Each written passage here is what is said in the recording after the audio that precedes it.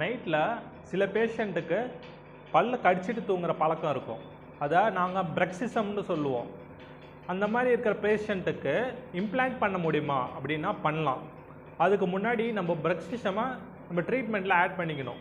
அதாவது நம்ம அந்த இம்ப்ளான்ட் பல்லு வந்து மெயின் பல்லாக ஃபஸ்ட்டு பல்லாக கடிப்படாத மாதிரி நம்ம செக் பண்ணி அந்த இம்ப்ளான்ட்டை நம்ம ஃபிக்ஸ் பண்ணணும். உதாரணத்துக்கு 4 இம்ப்ளான்ட் நம்ம போடணும்னா அதுக்கு 2 இம்ப்ளான்ட் தான் நம்ம ஜென்ரலாக மற்ற பேஷண்ட்டுக்கு போடுவோம்.